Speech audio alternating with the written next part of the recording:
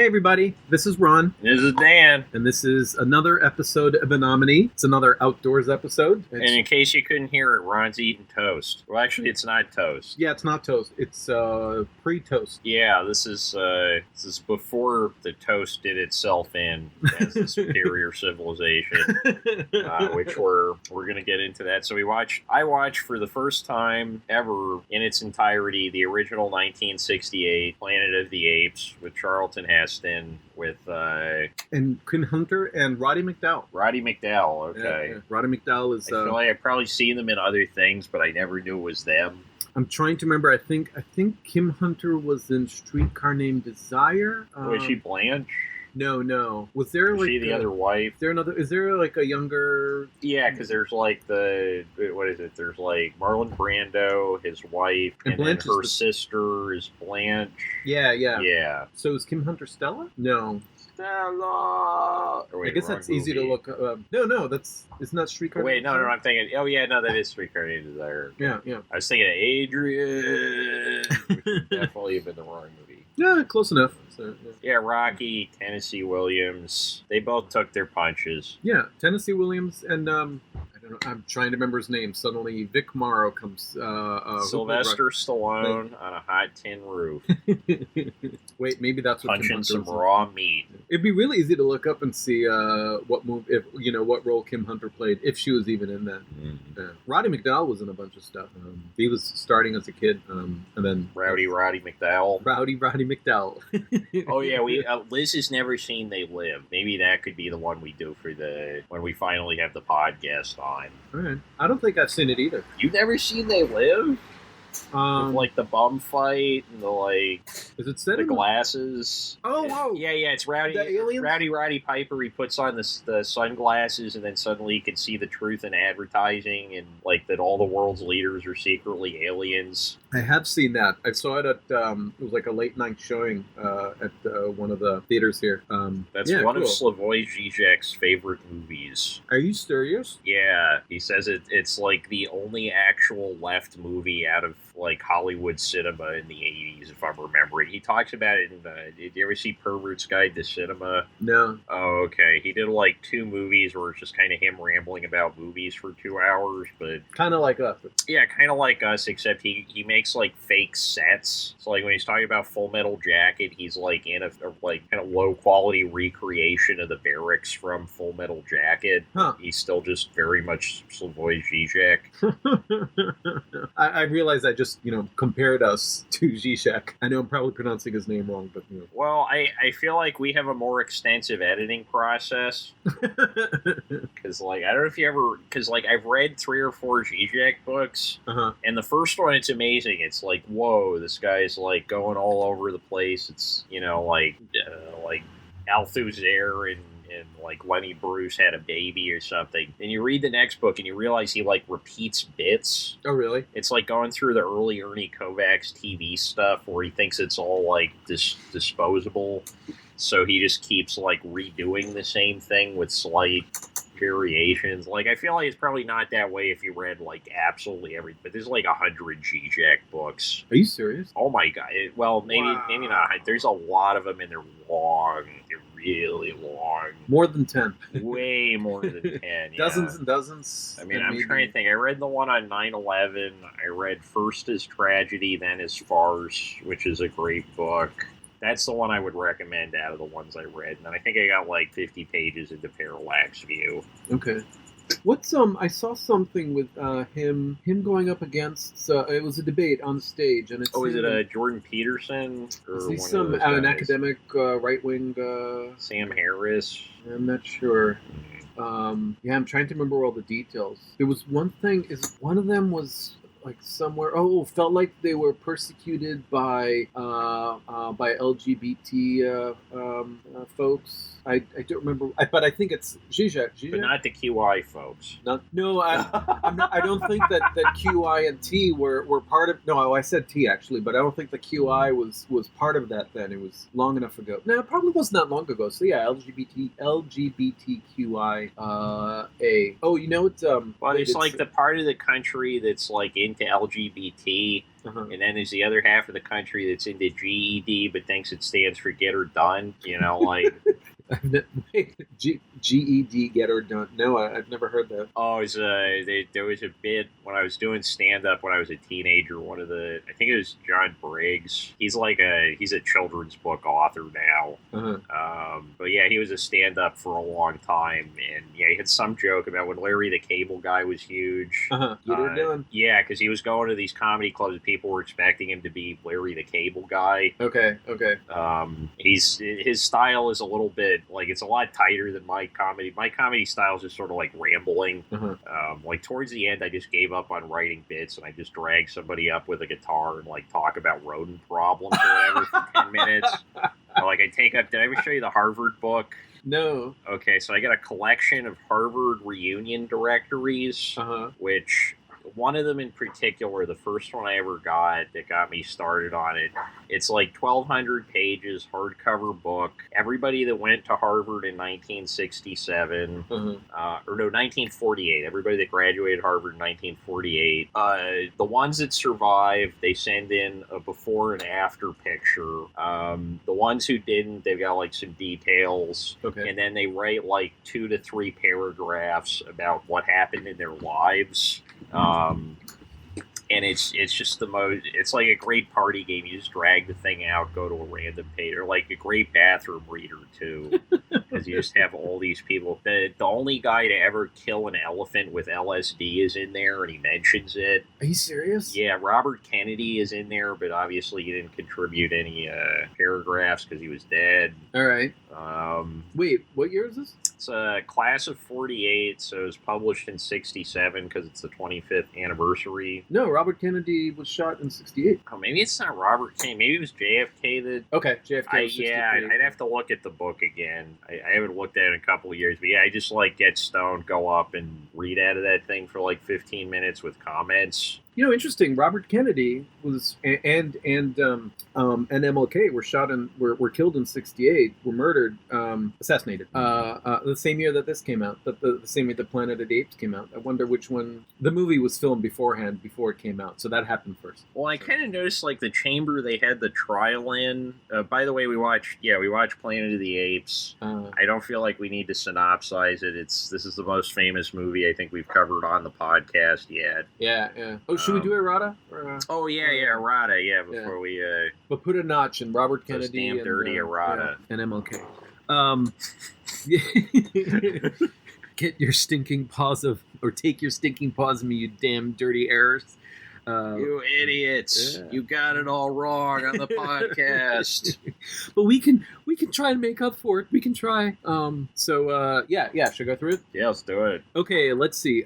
First of all, it's funny. Last time I was like struggling to remember the name of the performer, with the drag name. And I was saying it wasn't Penny Champagne. It was in fact Penny Champagne. I was trying to remember.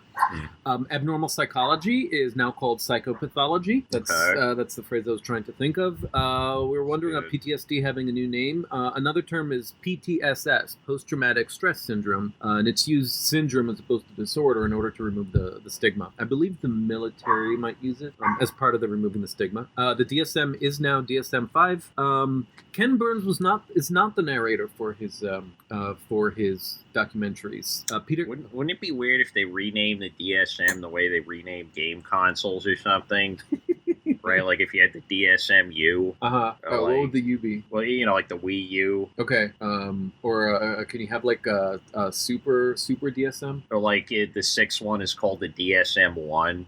Yeah, the super DSM. That would be pretty. It's Turbo DSM 16. DSM-X. DSM boy, the pocket version. Hey, that's not a bad idea. Wait, I think I had a pocket version of the DSM-3R. It was like a very mini. Yeah, it was like a very mini guide. I've never seen an abbreviated version. I've seen like old paperbacks, but they don't turn up a whole lot. I think people like hold on to those usually. I'm gonna go look this up for next time to see about the pocket version and see if I just made that up. But Ken Burns, his documentaries, a lot of them were narrated by Peter Coyote. He's his go-to favorite. You were trying to remember the director of The Cabinet of Dr. Caligari. It's Robert Wiene. Robert Wiene, Wiene, probably Vine in German. Vinie, right? Wiene and Vinie. Bob Viene, the son of Dick Viene. Why am I laughing at this? Excuse me. By the way, that's not like a smoker's cough or something like that. That's just my natural smoker's cough without the smoking. The E.T. movie we were talking about is called Atari Game Over. And it was on Netflix when I watched it, so who knows where it is now. Oh, yeah. It's like buried in the desert somewhere. Yeah, the digital, the bits, all the bits are buried under the sand. Let's see. I was supposed to look up... Compare Pee Wee Herman's Anna and Jaina and the alien's haircut in Galaxy Quest. And I didn't, because I was wondering if it's the same haircut. I did not. Okay. I'm not going to read this one, because it's a spoiler. It was about whether or not Lex Luthor is bald in Batman v Superman, and okay, he does end up bald at some point, but why there's a spoiler. But I won't say why or how. Blue underwear versus red underwear, Dawn of Justice. Blue underwear. Oh yeah, wait, did they take the underwear out of the superhero costumes, or are they still? I mean, they're wearing it on the outside, right? Because otherwise they're not superheroes. Right. But say in the first set of Batman movies, he was in that black kind of giant body armory kind of suit. That's true. So did he have? Was it black? Well, then there's the Schumacher ones where he's got the bat nipples. Oh right. Batman Forever with Jim Carrey. Wow. Batman and Robin, which I thought was amazing when I saw it in the theater when I was 7. I was like, that's the best Batman movie by far. I'm curious what you think of it as an adult. It's probably really bad. Yeah, I don't... Well, and it's not like that we're above bad movies, but that's one that I don't feel like ever seeing again. It could be interesting, I guess. There's definitely a lot of movies from... I think just because, the 90s seems so far away now, it's sort of interesting to go back and look at this stuff. Uh-huh. There's definitely things... I want to see Theodore Rex with Whoopi Goldberg. That's been on my bad movie list for a long time. It's a buddy cop movie with a CGI dinosaur and Whoopi Goldberg. You're making that up. No, it's real. It's 1993, 1994. This movie does not exist. You just made that up. No, it's real. It's going on the list. I want to watch this movie now. I will take all the money out of my pocket, slap it down, and give it to whoever is going to show me that movie. All right, next episode, I think we know what we're doing. Yes. Oh, I'm so excited. Oh, right. So next time we'll watch something that you've seen and I haven't seen. I've never seen Theodore Rex. Oh, you haven't? No, it's just on my bad movie list. So this is exciting. This is both of us. Okay, that's in the movie list for next time. Yeah, something. It's a pretty wild movie. Oh, I'm excited. Oh, never mind that one. That's a note to myself. I'll talk about it later. So did we actually finish the entire errata? No, I went to the bottom, and then I'll go. Okay, I'll jump to that. Something about balloon popping. Oh, okay. I was saying that there was a movie recently, not United 93, that was that had people some people in some event that were playing themselves. I was totally wrong. The movie I was thinking of was called The 1517 to Paris. It's directed by Clint Eastwood, and it's based on a boat by 4 people who fought terrorists on that train, but they're not actually in it. So, but you're right. United 93 does have some people on there, but they're not so much. If I understand correctly, they're not playing themselves. They're just playing small roles. They're just in there, they're just in there. Okay. But I don't think it's themselves. Let's see. We were wondering about which is bigger, Wikipedia or the Encyclopedia Britannica, and it turns out that that Wikipedia has a wiki page about it. And Britannica does not. Britannica does not. Well, we didn't actually open up a Britannica to see if that's the case. Let's see. Yeah, Britannica. You got 44 million words versus 3,648 plus million words, so it's not even close. Right. That's 3.6 billion. And there's a Chinese Wikipedia apparently that's even bigger. So I went back and checked, and I checked that. So this is about the Wikipedia page for Ryan Landry and the Goldust Orphans. I last edited it in May 2008, but some other people took it over. Even and then the economy crashed. And then the economy crashed, and no one could afford editing on Wikipedia. Wikipedia just wasn't paying editors like they used to. They had to lay a bunch of editors off, and even though they were all doing it for free. So the last update was in May 2018, I believe. No, May 2019. So not too long ago, but they've had at least one show since then. Right, but the last show mentioned in there is from 2016, so it still needs a lot of updating. Let's see. Okay. Dan, what did you mean by I feel like it was deep in the ways that it was shallow when you talked about the Super Friends episode? Do you remember saying that? Yeah, so like when I watch things that I feel were not made with a lot of intentionality, that's kind of like any kind of cinema, and by cinema I mean anything with moving pictures. That's like the Super Friends? Like the Super Friends, like, feature-length films, TV, shorts, what have you. The William Shatner episode of The Twilight Zone. Right, I divide them into two camps, not really by quality or genre, but by intentionality. And so Super Friends I consider like, it wasn't written like with a random word generator or something. They're not having like the South Park, like dolphins are putting balls together or whatever. But there's the manatees. The manatees thing, the Family Guy joke. At the same time, I also don't feel like they spent a lot of time going over the script to see if it meant anything or felt like it meant anything, which means that when it does come to some kind of meaningful image, like Superman being eaten by like rabid, sharp-toothed Pac-Man, which is kind of an interesting image when you think about it. It's all like this kind of stewing mass mind subconscious. Okay. Because it's sort of like this, like TV that is made without intention is, for me at least, this sort of collective attempt by people who have access to research on the subject to guess what everybody else wants. And that can, like, reveal a lot in kind of the weird accidents that happen, or just, like, outright surrealist so is it imagery. Like, Pac-Man's really popular. Hey, let's have Pac-Man as everybody wants Pac-Man somehow in the Super Friends. Everybody wants to see Pac-Man. So let's add Pac-Man. Ooh, let's make him villain in this one, and let's have him be kryptonite, and because Superman's gotta somehow be weak. It's not interesting if Superman isn't just perfect. So am I kind of getting at it, or? Yeah, I mean, I think it's not like a specific interpretation of the image. It's just how strange it is, how it's just sort of these two massive cultural icons just sort of being rubbed against each other for no clear reason. So you have all the subtext of Superman, like 40 years at that point, more than 70 years at this point. You have all the subtext of Pac-Man that has come about since the 80s.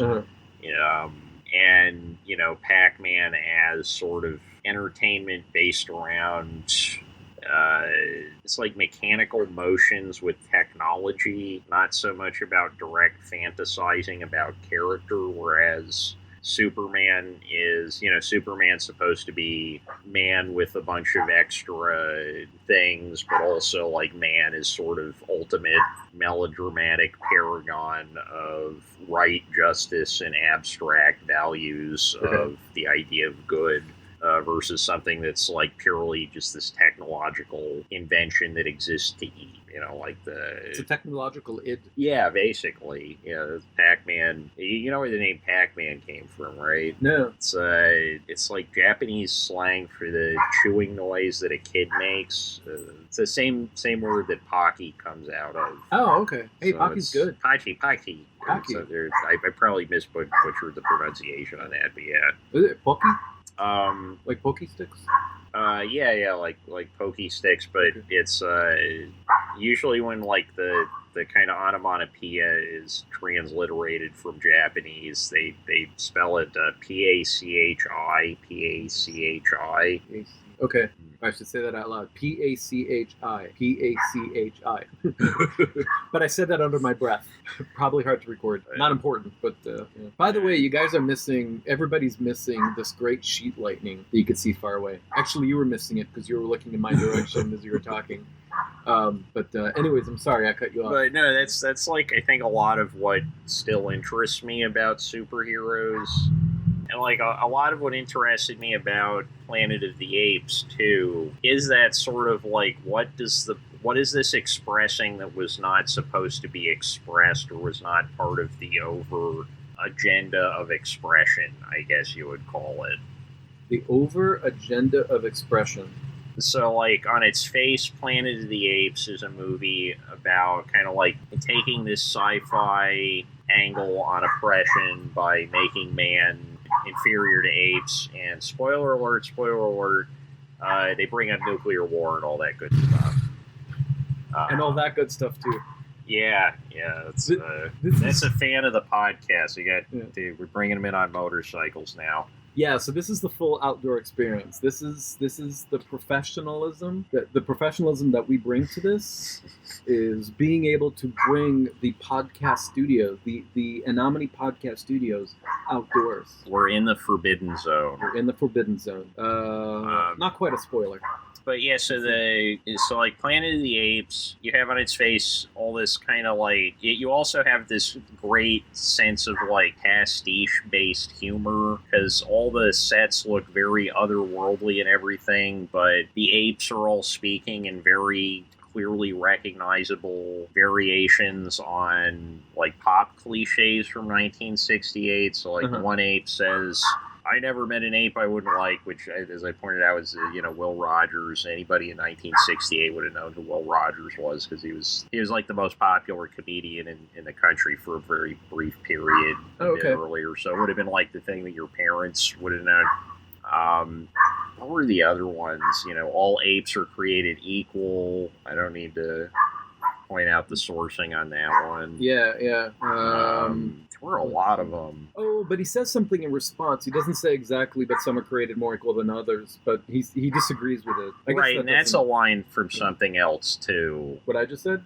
Some men are created more equal than others, I think. Okay. Yeah, that's Orwell. Yeah. Yeah, that's Animal Farm. All animals are created equal, but some are created more equal than others. Right, so you have this kind of like pastiche within the film.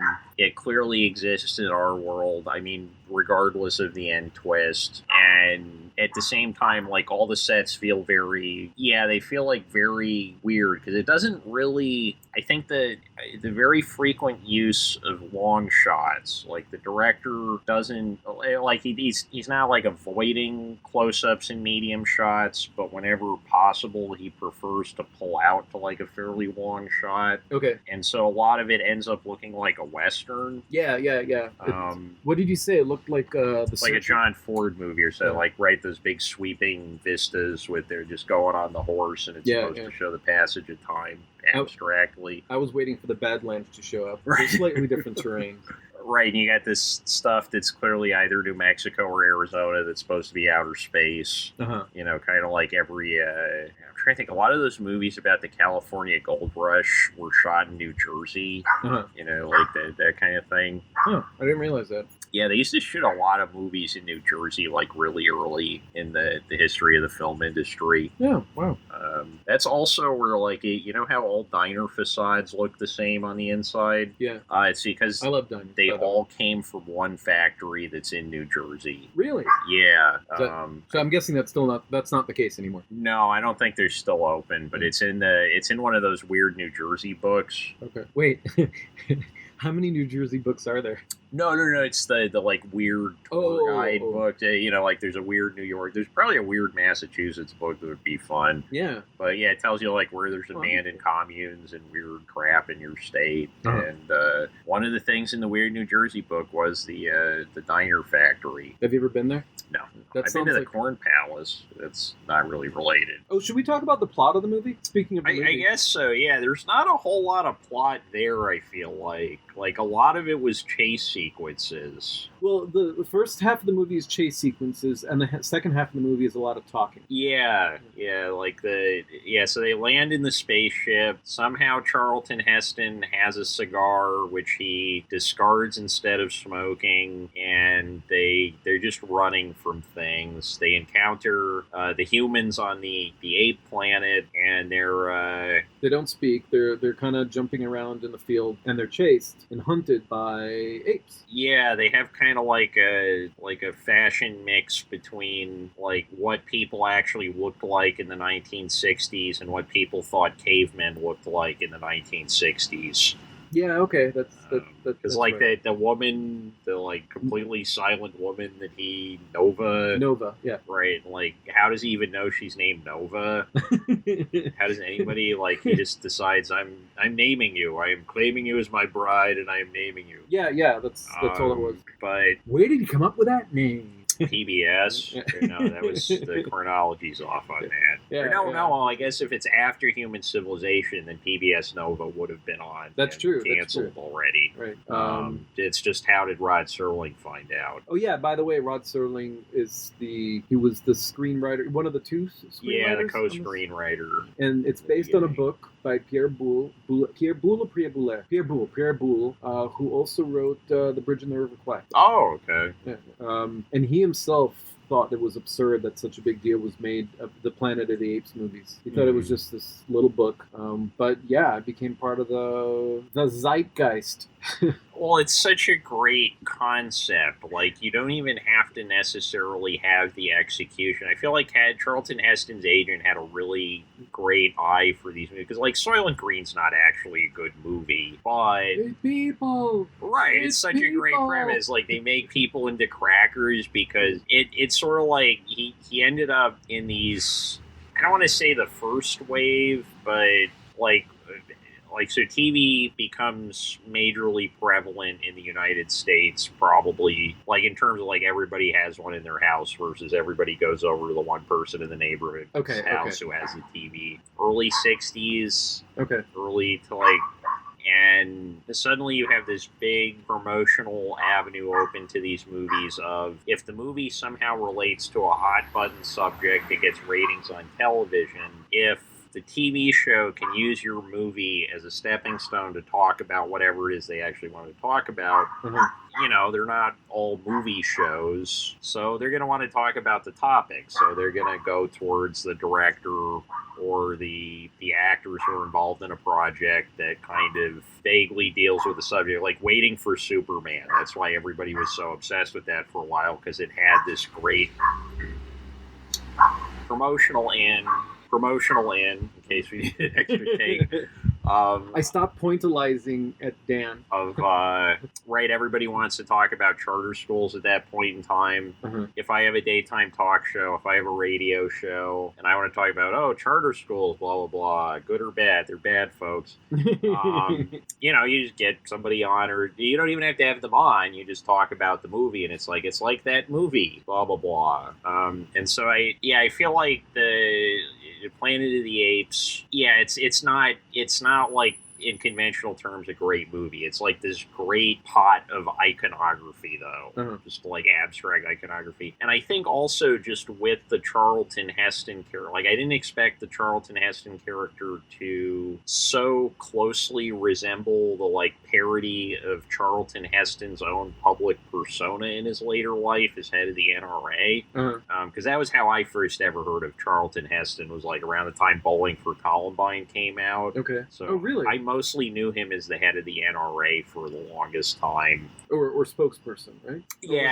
Head spokesperson. Yeah. And he acts like it in this movie. It's like they wrote the movie around, like, he gets on this planet, he immediately thinks, like there's literally a scene in the beginning where he's looking like Christopher Columbus at all the, like, quote-unquote unevolved, unable to talk humans on the ape world. And he's like, yes, we'll have them, like, working for us in no time. Yeah. You know, he has, like, this Cortez the Killer kind of outlook at them. Okay, yeah. which is kind of funny because like the rest of the movie, he's saying like, you treated me inhumanely and I demand my humanity. And also like the first thing, like these people break him out of jail. The first thing he does is steal their gun and say like, I trust you guys, but I'm still not going without my gun. But, taking the gun. One of them says, I'm the leader of this expedition, and he responds with, you may be the leader of the expedition, but you're not in charge. Oh, you're in charge of the expedition, but you're not in charge of me. Right. As soon as he gets the gun in, he's also just angry constantly, and it is kind of like if you're watching it and you're just like kind of a meathead, you're oblivious to the kind of racial subtext and everything within the film.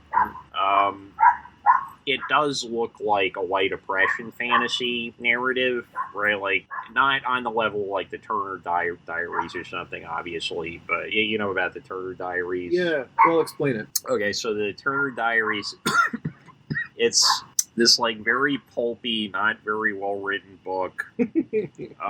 That's kind of the Bible of U.S. white supremacy from at least one angle. Like, I mean, you could argue that like the other pillars are Ayn Rand and whatever, but but anyway, it's one of the pillar of like overt white supremacy. This is the book they go back to the most. It's about in the future, black people take over the world, a small group of white people who are terrorists. Freedom fighters. Right, they take back the world, and they take back, quote, their women. As Charlton Heston kind of does in this film. Obviously, like, all throughout the book, there's these, like, BDSM-type scenes, and I think there is, like, an uncomfortable connection between political violence and kind of repressed sexual desire, or like bad sex desire, to go back to the like Pac-Man id thing we were talking about. Okay. Wait, what's bad about BDSM? Nothing's bad about BDSM in and of itself. It's the, I guess, appearance of BDSM themes in texts where they're not overtly or consciously being explored as such. Okay. Wait, I mean, is it non-consensual or? So I'm trying to think of like, so like the thing about like the BDSM undertones of Birth of a Nation. Okay. Have you ever seen that? I've seen Birth of a Nation, but I'm trying to. They get there, they see like all the white women are tied up. Okay. They're being sexually threatened by the black men. If you go through like porn search statistics, a good portion of the most conservative parts of the country are obsessed with like interracial cuckold porn, which is kind of fascinating.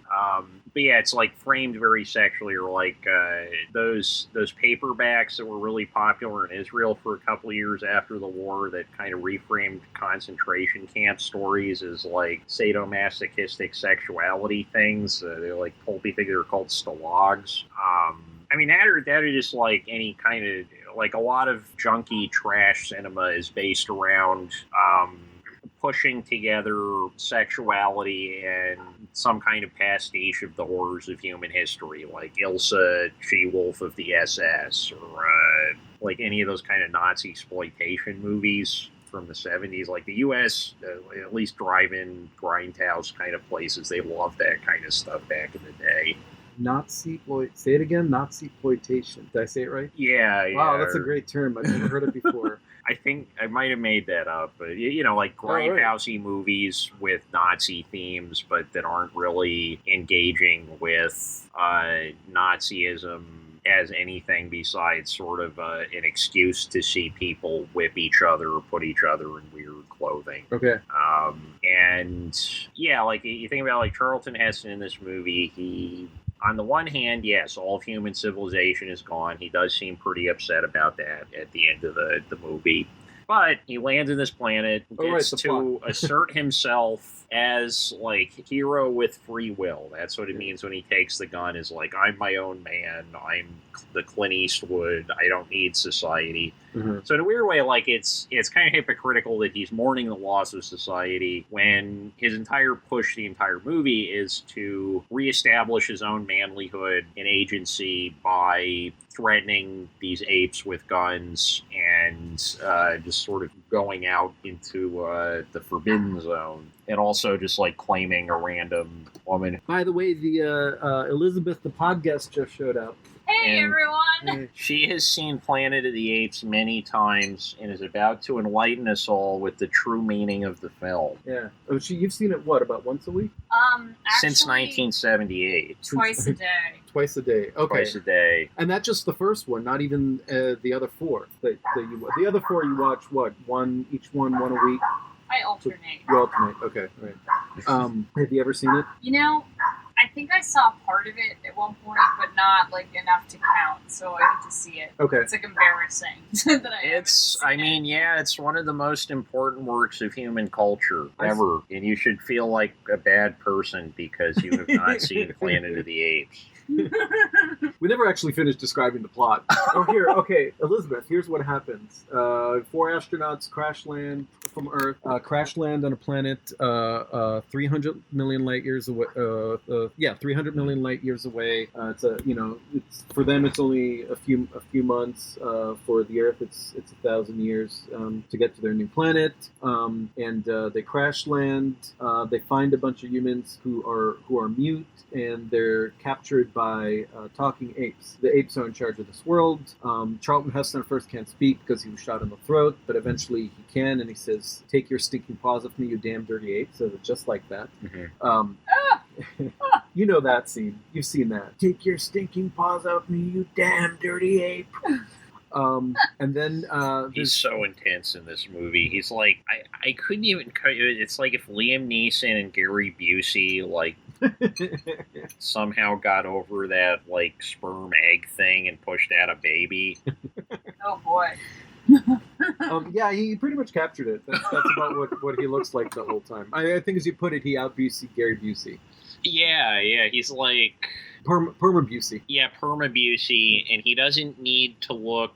Because, like, Gary Busey, yes, part of it is, like, he's not looked the same since that car accident. Yeah, he looks a little funny. Charlton Heston did not need a car accident to look that way. Charlton Heston just right out of the box, you know, you just, like, take away his guns, and you put him in timeout space with a bunch of apes, and he just channels, like, the energy that Gary Busey was not using because Gary Busey was not yet. Although I think Gary Busey was born at that point. That's an erotic question. Yeah. Oh, no, he was definitely alive in 68. Yeah. Maybe it's like Captain Marvel, where, like, Gary Busey would say a secret word and then turn into Charlton Heston. Oh, Captain Marvel, the original. Yeah, the CC Beck, who became later DC, Shazam, yeah. Which is the secret word. Right. Oh, yeah, so the apes capture Charlton Heston. His name's Taylor. And there's a scientist named Dr. Zira, or just Zira, I can't remember. Well, she's a doctor, so Dr. Zira. And she's an animal psychologist, and she wants to prove some stuff about humans. They're also getting brain surgery, I guess, because they want to help the apes. So study the animals, humans, for ape purposes. So you could see product testing. Yeah. We do this. Everything the apes do, we do worse. But yeah, then it turns out he could talk, and there's an anomaly, and Sarah and Cornelius, who's her boyfriend, who's an archaeologist. They both get put on trial for heresy, for scientific heresy. Oh, do you know that Crisis on Infinite Earths is now going to be on all the shows on? Is it the CW? Wait, they're rebooting already? Well, they're Green. Yeah, so Green Arrow, Supergirl, and I forget what the rest. The Flash. The Flash. Because oh man, so they're going to kill off the Flash. Oh yeah, I guess that's what happened in Crisis on Infinite Earths. Right. So it's got to happen now too. So, and it would be cool because you get to see like the Anti-Monitor on your TV monitor. Oh yeah, people were really excited about the Monitor and the Anti-Monitor. I guess there was an actual trailer, maybe a trailer for it. I got to go back and look this up. I was reading about it. I don't remember the details other than like, do I want to watch them again? No, I'll get sucked into all the shows. I don't have the time. I mean, I have time to watch a crappy movie every night, but I don't have the time to watch all these TV shows. You know, a TV show feels like a commitment. Yeah. Because I know there's going to be another one and another one and another one. Right. Like that I need, in order to finish it, I need to watch each one of those. Whereas a crappy movie, it ends in 2 hours or an hour and a half or whatever. Right. See, I almost feel like TV, like maybe TV now, like TV before 15 years ago, or like DVDs getting really cheap. It's almost in its natural state when you're missing parts of the story, because like I don't remember ever watching TV when I was younger and actually knowing everything that was going on. You'd always be coming in like halfway through, or they'd be showing like random episodes in no particular order in syndication, and like if you're not paying attention to it, like you wouldn't know. You'd only be able to tell if one thing was earlier or later than the other thing by people's haircuts and stuff. And to me, that was like a very central part of what TV was. Haircuts? It's like, well, no, like incomplete narrative, right? Like being approached with incomplete narrative, walking in the middle of a sentence. And I mean, it is kind of weird because like everybody's use of TV were so much different when that was how you experienced it versus now when we're kind of all experiencing is these long visual Victorian novels. Long visual Victorian novel. I need time to process that. Well, right, because they're serialized. They're getting kind of paid by the word. They go on for a really long time. They'll have a lot of characters. Okay. Right. And it's like about establishing a setting and a sense of place over a long period of time more than it's about showing a character's journey from like one state of being to another, which I think is more what movies are about. Okay. Like movies tend to kind of struggle with that, like setting up a sense of place and like setting up a depth to the place, just because there's only so much you can do in 2.5 hours. You kind of have to introduce, if you're gonna have a lot of characters, you have to introduce most of them in shorthand. And that's kind of what the language of cinema was built around, I think, until the big revolution with TV recently. And certainly we see it in Planet of the Apes. Like everything is immediate visual shorthand. You see the chick with the like the kind of, what's that haircut called? Like the Sue Storm haircut that she's got, like the 60s kind of hairspray, like bob, like long bob kind of thing. Bob, yeah. That's a good name for it. Yeah. Right. The second you see her in the cage with that thing, you're like, okay, Charlton Heston is going to claim her as his woman. The second yeah, that's pretty much what he does. So gross. You know, the second you start seeing that they're like focusing on, when you see him with the cigar in his hand walking ahead of everybody else, that's establishing all of his character pretty much. Like he doesn't really have a past outside of I'm from Earth and I could talk 10 minutes ago. That's all you need to know. Nobody believes him. Nobody believes him. Yeah, and even like Dr. Zaius, they you put a robe on him. Somebody calls him like this professor, whatever. Shorthand, we already know what his character is. There's no, because he's supposed to be this abstract symbol that's very broad, right? Like there's not space in Planet of the Apes for these like individual characters. It's a lot of kind of caricatures of types of thought interacting with and meeting each other, interspersed with obviously chase sequences, rocks, and Charlton Heston having fun with guns.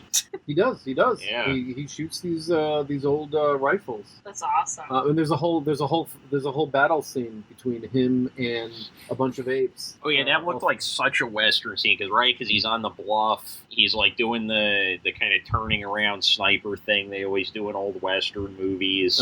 Right. A Western in outer space. Yeah, well, there's been a lot of those. There's, Firefly, that was the Joss Whedon show. That's basically a Western in outer space. What are the other ones? I mean, I guess like the whole pulp hero narrative that the Western emerged out of, kind of, it's like boiled into it a little bit. I don't know. Yeah, I just realized I don't want to spoil this movie. Yeah. Oh, at the Planet of the Apes? Yeah, I hope we didn't already, but I don't know why I don't want to spoil this one. Well, as we're sitting here talking to you, I'm looking at Elizabeth. Have you ever been to the Empire, to the Statue of Liberty before? I've seen it in the distance, but I've never been there. Was it on a beach? I'm cutting this part out. Oh, yeah, okay, yeah. I know what you're talking about, but Oh yeah, you've seen a parody. the of that whole before, idea is right? that they're actually on. Yeah, Wow. Well, Okay. I think we See, just- I managed to tiptoe around it. I'm She's pretty- just spoiling. I'm pretty sure that my mother told me the entire movie when I was like 12. Well, wait until he digs a little You can deeper and he finds cut all the that little out. green crackers in his own skeleton. Well, I don't know. What do y'all think? Spoil it or not? Or everybody knows. Well, what didn't I happens. just kind of say it? You I did, mean, you you've did. Oh, I you've can easily had cut these. literally That's true. Editing is easy. you've had more than 50 years to watch this movie. Okay, that's fair. That's I mean, fair. so did I, but like I did it, so now I can like judge you. Okay, all right. Well, then I get to spoil it even more directly. It turns out it's Earth. 2,000 years later. 2,000 years later, the apes are in charge. Humans can't speak. And we know this because at the end, Charlton Heston, he goes up the beach on a horse with Nova, and after several days, he gets off the horse, gets down onto the ground, and he says, "You did it, you fools, you fools. You fools, you blew it all up! You blew it all up!" And then we see he's looking at the head and the torch of the Statue of Liberty on the beach. So, It's like one of those things where it's like, wow, that sounds really powerful. And it also sounds absurd. well, imagine seeing this. It's 1968, and everything that's going on. You've got the Cold War. You've got the Vietnam War. Yeah, that's right. And you've got all the protests going on, and Nuclear And the proliferation. hippies. and the hippies. And Well, it's the first period in human That's history true. where, like, there was clear, cognizant self-awareness on the part of the population that we could actually destroy the entire Earth by Right. ourselves. Yeah. and apparently we did. Yeah, Except for and the the apes took over, yeah. And the one chick from the Beach Party movies, Nova, that's her name. Oh, Nova. Yeah. Yeah. You know, but you get the sense when Charlton Heston gets there that, like, 2,000 years beforehand, he was waiting for a woman who literally couldn't talk. Like, that just seems like the kind of guy he is. Like, if he had Tinder, he'd be holding a dead fish in both hands, right? Like, Yeah.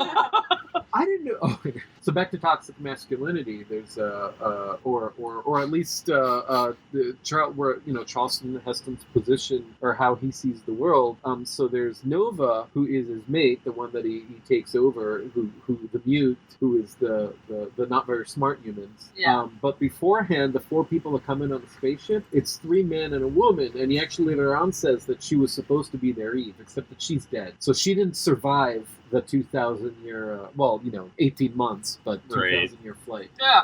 She's a God.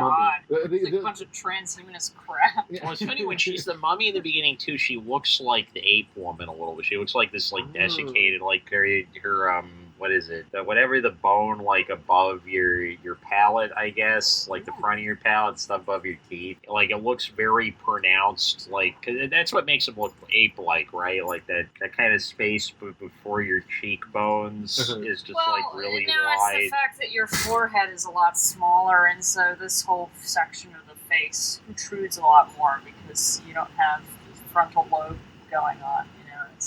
You have less of it. You just described what the apes look like. Yeah, I Yeah. mean. Just the description just provided. I mean, the Well- heads weren't that small, but the protruding of the... So Elizabeth actually grew up on the ape world. We don't talk about this a lot. Well, I didn't study anthropology for nothing. And that's where she discovered her love of blueberry pies. So Zira, the ape heroine, kind of cute. Right, she's like inverse Jane Goodall. I think. Wait, what does that mean? Well, you dissing on Jane Goodall? No, you know Jane Goodall. She could speak to the apes, right? And Yeah, this is the ape that can speak to the humans. Oh, okay, gotcha. I thought you were saying something Like about Jane her look. Goodall was a huge. I think she was a pretty big celebrity at that point. That Desmond Morris book, The Human Zoo, had just come out, where it was like an anthropologist looking at human behavior as if we were animals. It's like a lot of that stuff was in the zeitgeist around that period. That's and the second- selling a lot of books. That's the second time we've used the word zeitgeist in this episode. Yeah, that must mean we're getting closer to the zeitgeist. Third time. I was just looking up to make sure when I said Kim Hunter was Zira that it was that she played Dr. Zira, not Kim, not Nova. But yeah, she's like kind of. If I was an ape guy, like she's got a good job. She doesn't seem to have a lot of like. Her biggest problems are runaway things that fell from outer space, which you can't really like. If it happens a couple times, I might rethink it. But yeah, she seems like dateable. Yeah. If I got trapped on the plane, like Charlton Heston is kind of like, hey, I got your boyfriend's there and my girlfriend's over here, but I still got to kiss you on the mouth before I leave. Yeah, he says he wants to give her a kiss, and she says something, and she pauses and says, "But you're so damn ugly." But then she looks up to him, and he kisses her on the mouth. Yeah, and then she gives this look like, woo! Yeah. Talking human, she has like, God, yeah. I mean, so there's like... Gosh, he's the male lead, she's the female lead. They're supposed to end up together. Right, and like even her boyfriend is like he's like the boring guy in a Cary Grant screwball comedy. He exists to make Charlton Heston... Like, the easiest way you can play sleight of hand with a character being unhinged is to put a really boring, unentertaining character next to them, right? And that's like the class, like His Girl Friday and, all those movies. Or The Awful Truth, I think, is another... right, you put, like, the boring guy, and then Charlton Heston, like... It's like, yeah, he's unhinged. Yeah, he's like stealing guns and he's doing this and that and the other thing. But God, her fucking boyfriend is so boring. That's Roddy McDowall, by the way. Right. Yeah, Cornelius. And I mean, it's not Roddy McDowall's fault. Like, it's just not. There's not a lot for the character to do. He just kind of exists basically to get it out of your mind that Charlton Heston is going to have sex with the ape lady at the end of the movie. By the way, I'm trying to remember whether it was... And see, that's why Captain Kirk was more progressive than Charlton Heston, because Captain Kirk, it didn't matter what color she was, purple, orange, green. Green, that was his big thing, green. Yeah, he was really into the green ones. It didn't matter, like, extra appendages, you name it. He's up for a cultural experience. Charlton Heston is, he's just swiping right on the lowest hanging fruit he can find. An animal. Yeah. Nova, the human. Yeah, finally, at the end, he gets the girl, briefly. Right. Yeah. And it's kind of funny too. Yeah, like just she's smart, she's funny, she's cute. She like actually protects him from things as opposed to. Although she's the protector. She's the protector. Right, and she threatens his masculinity, which is why he needs to take the gun. Right, the idea that he was rescued, I think, bothers him as much as the fact that he's stuck on this planet run by apes. Rescued by a woman. Right, and so that's why I've got to go off on my own. I got to reestablish that I created my reality. This is my making. Like, the Ayn Rand philosophy, like, a lot of it is about sort of, like, isolating yourself from obvious things in front of you to feel as if you have complete control over your surroundings. Right, everything's about willing through history, society, that kind of stuff. And they kind of drop, like, the humans as oppressors thing very quickly, which I found interesting. Wait, said that again? So, let's say you made an even longer movie, or you cut one of the chase sequences, and the first 30 to 40 minutes of the movie is actually Charlton Heston and the three other people on the spaceship enslaving the humans right, to get labor out of them. Okay. Then the apes show up. Okay. Totally different movie. Oh, yeah. Interesting. And they hint at it, too. Like, you almost wonder if Serling had an earlier draft of the script where that kind of thing is at least hinted at. Right? Because, like, what else could that shot mean of, like, yes, we'll be able to take them over in no time? Well, that's just part of how self-important he is. True. And how, well, you're saying, like, he's Cortez. And then and then he's is emasculated the right word? He's cut down by the apes. I'm like, no. You think you're so much better than them? look who's top dog around. Look who's top ape in this in this society. Right. It's kind of funny because he's almost like a parody of the Pioneer thing, because he's sent out into space. You'd presume that they would train him for the eventualities of, like, if they haven't even everything, they're presuming that humanity is gone by the time the spaceship goes back down. You'd think they would have given him wilderness or like isolation training or something. And more than 72 hours worth of food and water. Right, but, and he lands in the spaceship and he's still this ugly American in every conceivable way. No, so I was just looking up what else Roddy McDowall has been in. He's been on a lot of stuff. Sorry, I took I'm sure he's one of those like characters. If he didn't have the ape makeup, mask, what have you on, he looks totally different. Yeah, I'd probably recognize him from a bunch of things from the background, but you would.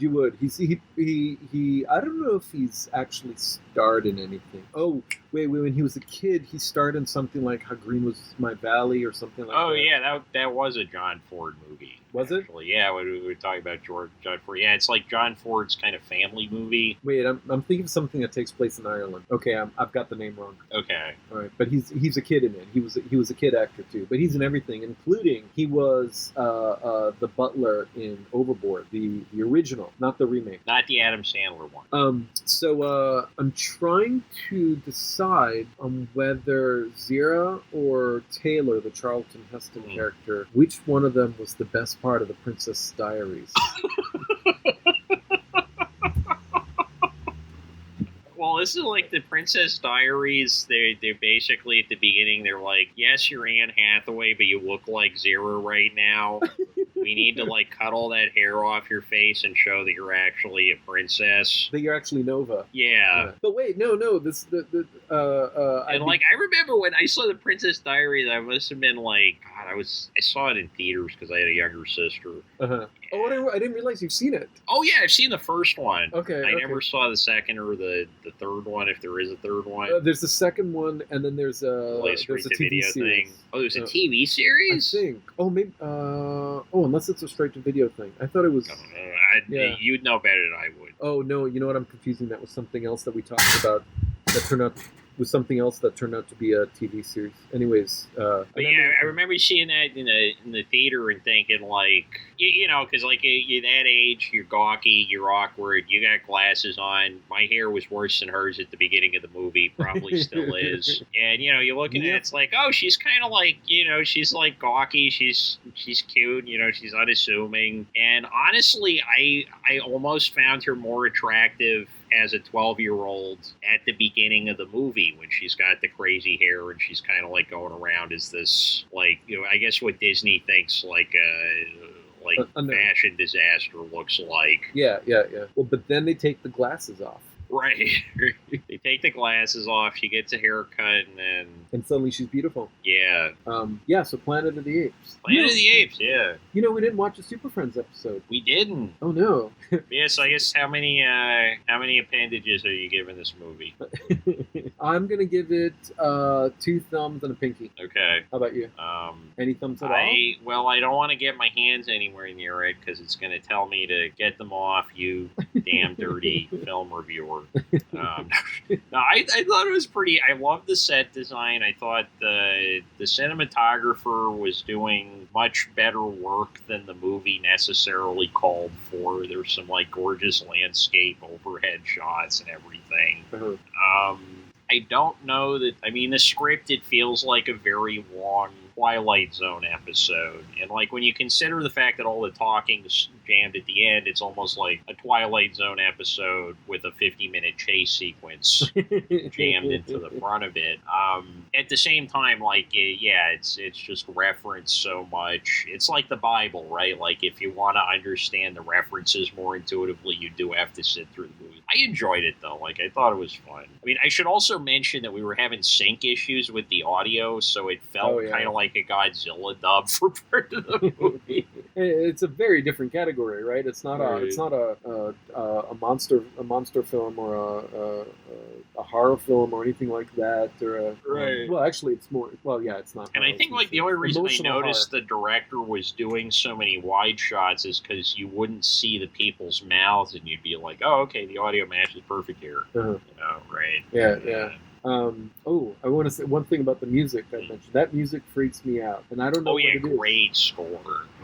Yeah. Can you describe it? Can you explain to me why it freaked me out? Well, there It were still does? parts of it that felt very much like experimental electronic music, which, granted, like a lot of that stuff would come into film scores, or like some of the closest stuff you can find to John Cage from the '40s is like the Carl Stalling Looney Tunes music, because it's so random and chaotic, because it's just sort of following whatever's on the screen. So it's sort of like written out like classical music, but then it's like jumping all over the place and has no clear structure. And it's kind of interesting to listen. It's interesting to listen to the Looney Tunes music clearly bereft of the Looney Tunes. Whoa. Well, that's not hard to do. I'm going to try that. Yeah, there's an album. It's called the Carl Stalling Project. The Carl Stalling. I used to have it on cassette. No. I'm just going to go find a Looney Tunes tune and just play it and just not watch. Well, but you still got the dialogue and everything. Like this album, right, it was right. literally just the music cues. Okay. But yeah, I thought it was really good. The guys playing around with sound. The music was, when it needed to be invisible, it was invisible, but it was heightening the mood. It never seemed manipulative, which was really interesting, because like movies like this usually, where you don't necessarily have a script that's naturally going to elicit actual pathos from the audience, they'll like layer the music on thick, because it's like, this is the only way we're ever gonna get the audience to feel anything about this. And the music will always be kind of this thing saying you're supposed to be feeling this way right now. Like, I don't know, like the woman's chasing after the man at the airport. It's like, no, I actually do love you. Ah! And, like strings, or in a modern movie, literally a pop song. It's like, I never can say goodbye to you is playing, like, in case you're while you're blind and you're in the movie theater because your family or something. And like, I never got that when you have like the song lyrics that are literally just saying what's on the screen in case you need cliff notes for. In case you don't know what the characters are feeling, let us tell you through songs. Right, and they didn't. As opposed to musical, in which at least the characters are telling you how they feel through song. Yeah, like the only times when it's kind of, they use it to heighten suspense, but I thought they did that really effectively. Honestly, the score was probably like the most legit part of the film for me. Yeah, I was really impressed with the score. Okay, all right. Well, that's cool. What did I want to say about this? What I want to say about the score. But at the end of the movie, there's no music. Right. The music goes away entirely. There's no background music. Well, but like, what are they gonna play? Right, like Frank Sinatra, New York, New York. No. But I mean the same. The score and the strings and whatnot that there were throughout the movie. And then it's just quiet. You see Charlton Heston get down on the water. You hear the waves. You hear the waves of the ocean because he's right by the water, and he yells. And then the camera pulls back, and all you hear is the waves. After having this background music throughout most of the movie. Yeah, and that is kind of jarring. And it gives like a very different, because it's like a quiet moment of reflection because of the wave noises versus like, I'm thinking of another, like America's kind of screwed up and it's going to destroy itself movie of a very, very different flavor, Dogville. Yeah. Nicole Kidman, you ever see that? Yep. Right? And like they ostracize her by the end of it. And then you have this, I think something actually burns down at the end. Like it's kind of an action-y by Dogville standard sequence. And then it's playing those like random pictures with David Bowie Young Americans playing over it at the very end over the credits. Okay. And like it gives this sense of here's a narrative bookend, and Planet of the Apes does not do that. Planet of the Apes underlines a lot of things in the dialogue, where it's kind of like, this is a movie about this, this, and this, but we don't feel this way about evolution. Like I feel like the political subtext would have been glaringly obvious in 1968 if it's this obvious now. Right. And I didn't live through any of the period. But yeah, there's that moment of kind of quiet reflection at the very end after you hear Charlie screaming. It's the people doing, when you're doing sound meditation and you listen to the waves like from a sound machine or something. Oh, white noise machine, those like little radio clock thingies. Yeah, and using it to meditate, and like you said, reflect. Except that there's there's the Statue of Liberty is right in front of you, like crash down on the ground. All you have is the head and the torch. So reflect on that, buddy. Well, actually, okay, reflective movies involving nuclear holocaust and waves. That's a genre. And Bruce Conner, to bring it totally full circle. Wow. He made a 45-minute movie that's literally just Bikini Atoll bomb test footage with suspense music basically over it. Mm-hmm. And like, I don't know if you ever watched any of that footage of the like waves coming over, they drop the nuke in the ocean and this giant like thing that looks exactly like a mushroom cloud, but it's all made out of water, comes up, and then it's very, very slowly, like when I watched it for the first time, I thought that the footage had been slowed down, but it's actually like it takes 10 minutes for the water to come back down because the bomb blast is just so intense and the water doesn't actually cool down enough for it to stop spitting up like that for a while. Yeah, meditative waves in previous podcast episode. So just connecting dots for the sake of connecting dots. Trying to imagine meditating over that movie, knowing how horrific it is. Well, that's what's so scary about that movie. That was my favorite Bruce Conner movie for a long time because you start like it's about 45 minutes, and by 20 minutes in, you're like, objectively, this is gorgeous. Yeah. This is like this beautiful like hourglass shape, kind of undulating in and out of the water, and you keep forgetting like, oh, this is a giant nuclear weapon being dumped into the bay. And he kind of like, but Conner interacts with the discomfort, I think, of like the fact that there can be an aesthetic attraction to nuclear weapons, etc. Do you know what the most frightening thing? No, you don't. The most frightening thing. Ron's about to show me the most frightening thing. You don't know the most frightening thing. The thing that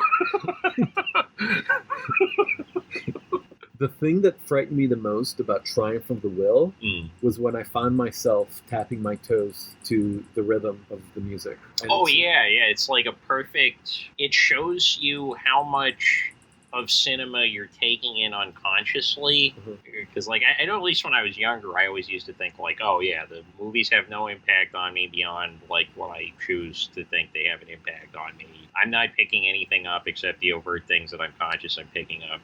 And a movie where it's dealing with a very uncomfortable subject matter in a way that's not really encouraging, or encouraging is not the right word. It's not allowing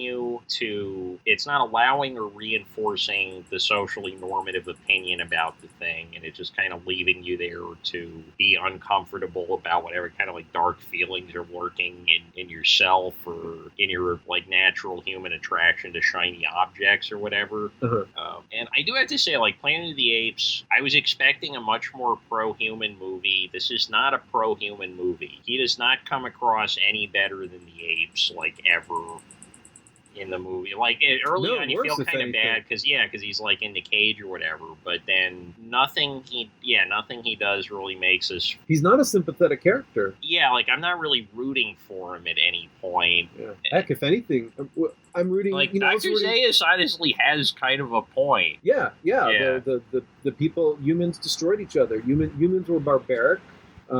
They would kill each other for land or whatever. Land. They destroyed the lush forests and turned it into a desert. Humans did that. No, if I was rooting for anyone, it was for Zira and Cornelius. Well, Zira especially. Cornelius was a little annoying. Great. But Zira comes out as the hero in this. She tries to save the human. She recognizes his value, despite his differences from the simians, who are the highest order in evolution. And she is going up against a society that she's going up against a society that doesn't, well, I'll say that it doesn't truly value science, or it values science only in so much as it doesn't question the theocratic authority, the theocratic authority, the theology. Yeah, well, no, theocratic authority, because like it's a mixture of. It's also kind of interesting that like we see the one ape church service very briefly, but for the rest of the movie, the religion is never given a name. The religion is never given like an origin story or anything like that. There's references to obviously some kind of founding document. Yeah. But something happened 1,200 years earlier, or that's when the founding documents were laid out. Right. By the Second Impact. Yeah. It's the nuke, or the nuke analog in Neon Genesis Evangelion. Oh, okay. I was thinking of the movie Impact. I was thinking of Deep Impact. Which is not a bad movie, by the way. But that's neither here nor there. Yeah. It's interesting how they show the religion as essentially being this sort of set of bureaucratic norms. And, like, even when Dr. Zaius is defending this stuff, it's just sort of like this conservative position of, we don't know the alternative. My duty is to uphold society by forcing society to remain on the course it's on, because that will always be the right answer for everything because it worked previously. That's kind of the lie there, right? And it says keep people say blind to the truth. Keep people from knowing the truth in order that they may survive. Right, and he's like, he's not. There's not the sense that he believes in anything. He basically he's like he's Hobbesian. He believes in, if anything, he believes in social entropy in the negative, right? Like, he thinks that without the rights, traditions, and ideas about where apes come from, they're going to turn into the humans. They're going to nuke the jungle or whatever. And society will collapse. Right. They will destroy the world and themselves. Right, which is, the kind of Hobbes idea of society. I mean, I guess Freud kind of felt that way, too, towards the end of his life. Like, society is the thing that keeps us all from eating each other alive. Or the notion of civilization, the kind of arbitrary, or I guess in Freud's thinking, not especially arbitrary, but the basis of society, the thing that keeps us all from just being that Pac-Man id, just eating and shitting everywhere. Which, we didn't watch a Super Friends movie, but at least we talked about a Super Friends episode, but at least we talked about the video victims episode at the beginning. So it's almost like we watched Super Friends. We relived a past enjoyable Super Friends experience. So. Yeah, I guess like Charlton Heston, because there are moments where he's sort of like Captain Kirk in this movie. Captain Kirk is like the optimism of Kennedy America. Star Trek in the original series is the Peace Corps. In the movies, it's the Navy. This is same guy, same kind of adventure role. Just like much more intense and much less forgiving about the sins that founded America, I suppose. Oh, okay. I thought you were going to say that. The Charlton Heston character is an optimist too. Well, Charlton Heston, he's a reckoning with America's past, and Kirk and the Starship Enterprise are sort of this hopeful model of a potential future. Mm-hmm. And I think that spirit carried through. If there's anything that kind of defines what Star Trek is, it's this sort of, this idealized notion of what could have happened if this sort of pop understanding of the Kennedy years had been allowed to take fruition. Oh, interesting. I wonder what Charlton Heston thought of the movie. Because that he based the rest of his life on those guns. Being a belligerent guy that wants his gun back. So he must have... he wasn't like... He was in Soylent Green. Was he in anything else, or did he have to go into politics because people realized, like, we just don't have a place for you anymore, you unhinged little man. No, he's been in a bunch of stuff. It was, I'm not Well, sure. because you could get, like, the Charlton Heston reads the Bible sets. Those are everywhere. And, like, after seeing this movie, I do kind of want to hear him read the Bible, because it's got to be... Also, there needs to be a Gary Busey reads the Bible, too. Wait, what role? Who was he in the Ten Commandments? Oh, wait, right. He's in the Ten Commandments. He's Moses. Yeah, okay. Let my people go. I'm thinking Spartacus. I'm confusing him with Kirk Douglas. Not Spartacus. That's not what I was thinking of. And it's weird, too, that they haven't played Moses, because I've never seen a guy with that big a nose look less Jewish than Charlton Heston. And I could say that on our podcast because we're both Jewish, right? So, was he Ben-Hur? Yes, he was Ben-Hur. Yeah. I mean, I don't know. Maybe those movies came out before this. Ben-Hur definitely came out before Planet of the Apes. Yeah. Pretty sure. Yeah, Ten Commandments did too. Yeah, Ten Commandments. The Nicholas Ray one. Yeah, it was 1960. I guess the question is, what did he do after this? Wait, Soylent Green, that came after, actually? That was after, 73. Yeah. Okay. So I guess he had a pretty long career before he went into politics. I mean, I can name one Ronald Reagan movie, period. Bedtime for Bonzo? No, The Killers. Oh, what about the Gipper? What's the Gipper one? Maybe we should watch an actual, like, Ronald Reagan B movie at some point, because I know, like, they're bad, supposedly, but it would be interesting to see, because, like, I think it makes sense that what America finally did, elect an entertainer actor for president. It wasn't a good actor. Yeah. Because America doesn't want a good actor as the president. America wants somebody where you're not really sure if they're lying to you, right? Like... the Gipper movie was Newt Rockney. I forget what the full title is, but it's the Newt Rockney story.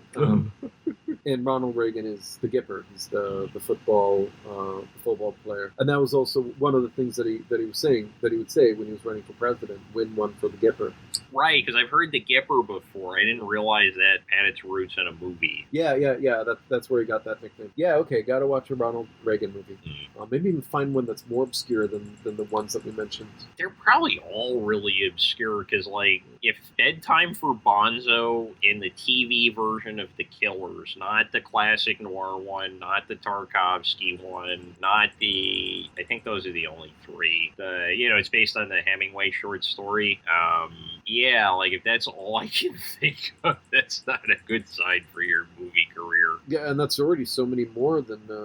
I mean, we each knew. You knew one that I didn't know about. I knew two. Well, that's the one I sent you that clip of John Cassavetes punching Ronald Reagan in the face. That's from The Killers. Yes. Okay. Oh, I've got to include a link to that. We'll tweet a link to that. Yeah, that's just like when I feel down, I just watch that clip on loop. When I feel down, I watch Duck Soup. Oh yeah, Duck Soup's a great movie. Yeah, maybe we should watch some obscure Marx Brothers. I bet there's definitely Marx Brothers stuff I have not seen. Oh yeah. All right. Anything else? We should probably put it out of its misery. Yeah. Wrap it up. All right. Well, it was fun watching and talking about this. And just remember, listeners, you are the best part of the Princess Diaries. All three of you. All three. Yeah. And the one that we already lost. And the fact that there's so few of you is the proof that we really mean it when we say that. Cool, so we'll see you next week. All right, take care, everyone.